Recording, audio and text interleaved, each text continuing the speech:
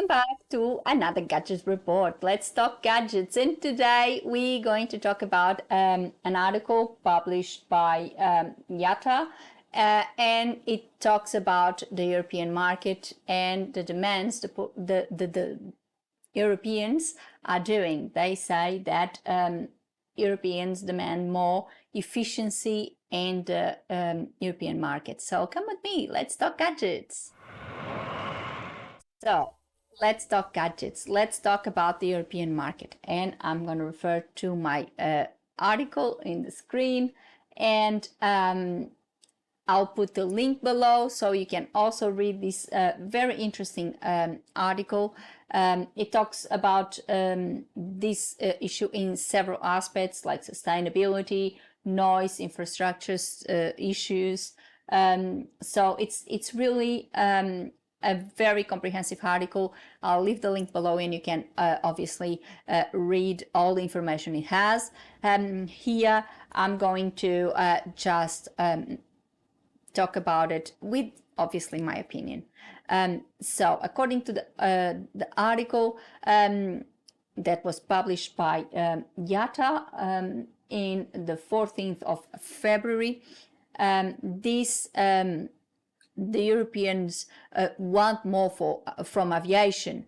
They really feel that there's something lacking there.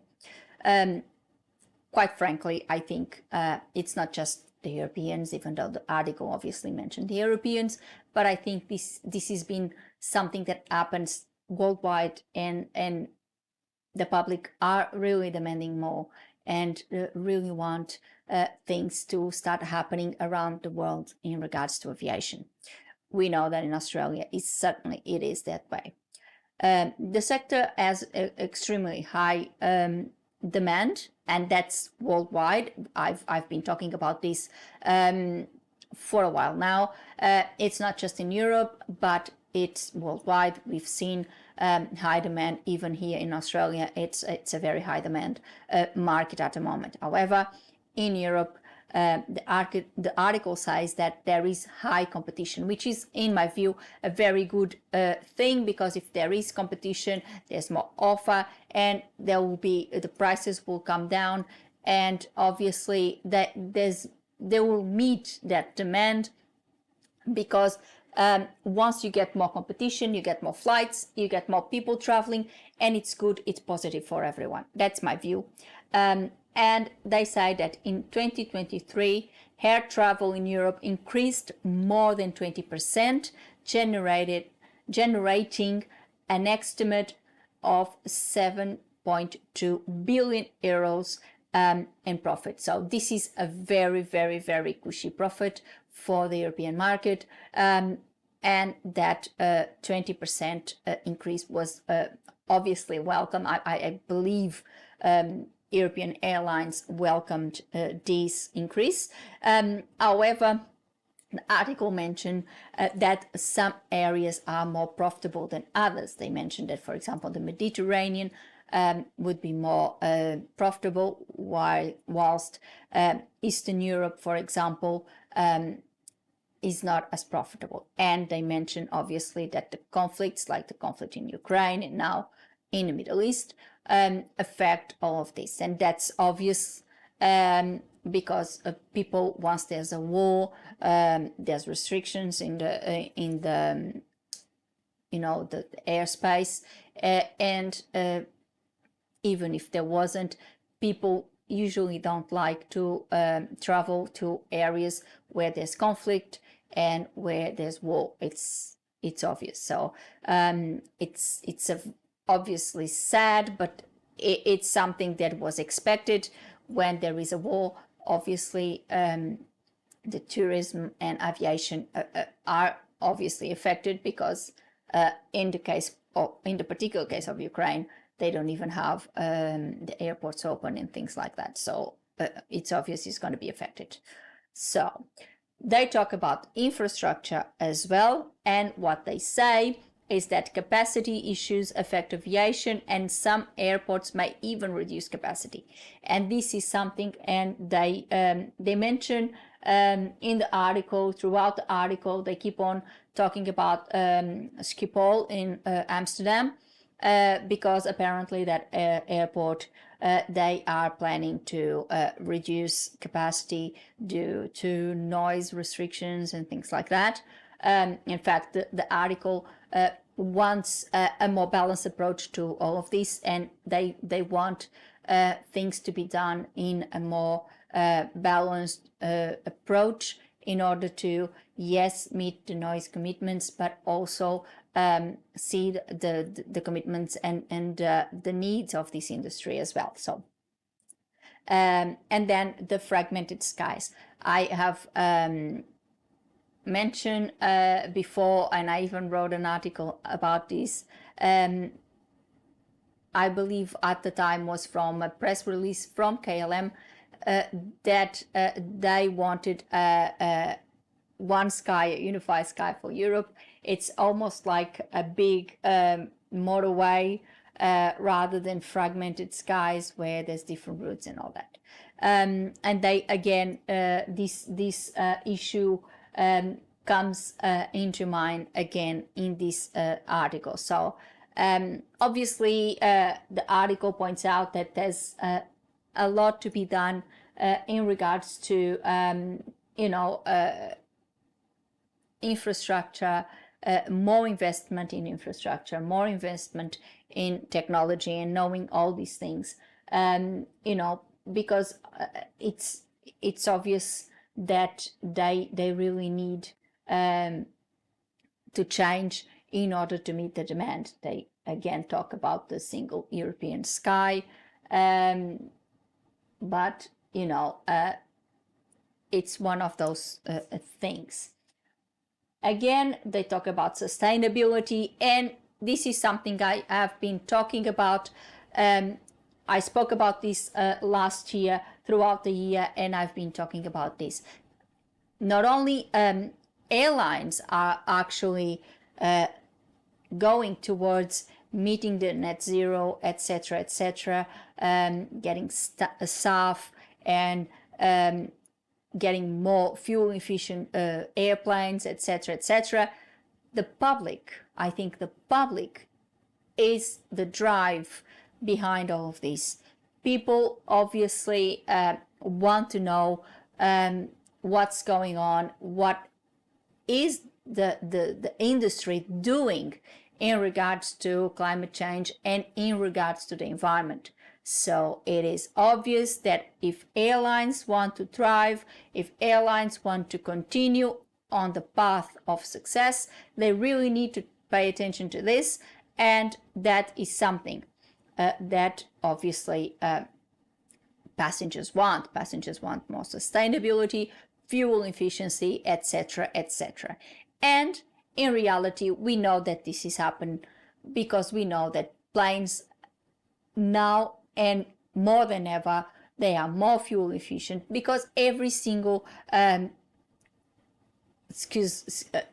apologize for the use of this word, but every single batch of planes, every single model that is actually released in the market, they are always better than the previous one. Even when you have the same type of aircraft, let's take my favorite one, the 747 as an example. Every single 747, a new model, always have a little bit of an update, so to speak, to the previous ones. And then, of course, once they know a better technology, they update them all. And a new aircraft, one of the things, it's because of the noise, for example, and they talk about the noise. One of the things, it's the noise, and we know that, for example, with the A380, it was a massive noise reduction compared to the Queen of the Skies, and every single new aircraft that is released, there's the care of trying to reduce the noise as much as possible. Then we have the fuel efficiency, and if a plane is more fuel efficient, it's going to consume less fuel. That is not only profitable for the airline, but is also good for the environment. And of course, SAF and all these green fuels that are being developed, such as hydrogen, etc. Hydrogen is still being studied, and it's something that is a very promising piece of technology, but of course it needs to be developed properly to be able to be used in aviation. And SAF, that is being used for a few months, if not years already, and a lot of airlines are embracing this technology because they know this is the future, because they know aviation needs to be prepared to embrace this. So this is what Europeans are saying, and they really want that to happen. It's not just in Europe, and as I said, for example, the Australian market, we are the same. We need competition, and that's something that the Australian market definitely wants. Qantas is trying to block that, but obviously the public is paying attention to it, and the ACCC. And I think it's not only in Australia, I think it's everywhere. We want more competition, because if there's more competition, there's more availability, and obviously the prices go down. And we've seen that, and we keep on seeing airlines are now offering more destinations. They are returning to destinations that they haven't been in for a while, like British Airways have returned to a few new destinations, Qantas, everywhere, and this is important for the sector, and this is important for aviation, it's important for competition, it's important for availability, and I think that is something that will help the demand, the increasing demand in flights. So I think this is obviously something really good, because we want something that meets the demand, and we obviously want, and it's good that the public wants to put the sector on their toes and wants to keep them in line. They need to do better. We know that the aviation is being, in my view, doing a good job trying to comply with environment regulations, etc. But it's not just have one action done and then sit and wait. They need to keep on going, and airlines know that, and I think that will happen. In regards to the noise and what they say, I also think it needs to be a balanced approach, because of course we need airports, we need people, because there's movement of people. We need people because people don't travel just for holidays, just for leisure. There's a lot of business people traveling. There's a lot of other reasons that people travel. So it's a necessity, and we need that. But also we need to bear in mind that the populations that live in areas, highly dense areas, where there is an airport, they also are affected by that particular airport, and we need to think about that, and the noise, etc. So definitely with planes that have less or emit less noise than the previous ones, it's definitely a good thing. More fuel efficient aircraft and more and greener aircraft will also help the environment. So in the end, I believe we are on the right track. But yes, I do agree with the Europeans. Aviation still needs to do a bit more, needs to keep going on the right track and do a little bit more, so we all get that target zero, and we all get a very, very good and green aviation. And that's all for today. I hope you really like this gadget report. And if you are in Europe, let me know. Let me know your input. Let me know what you think about this. If you live in Amsterdam and you know about all these regulations of, for example, cut some slots, etc., because of noise. What do you think about it? Is it something that really affects you and you think it's a correct measure? Would you go about it with a more balanced approach? What would you do? If you live in another country in Europe and you read this article and you obviously watch my video, let me know what your thoughts on this. What do you think about the competition in Europe? Is there enough competition, or you still think that there was room for a little bit more? What do you think? And obviously, if you work in an airline, that would be gold. Give us your opinion. We really want to know what's going on. So, and of course, if you have any suggestion of any other subject that you would like to see me talking about here on our Gadget Reports, please leave me a comment below, suggest, and I'll very happy to accommodate all your suggestions. And put a like on the video and subscribe to the channel with a little click on the bell so you get a notification of a new Gadget Report every week. Before I go, I would like to thank you all for watching. See you next week. Thank you. Bye.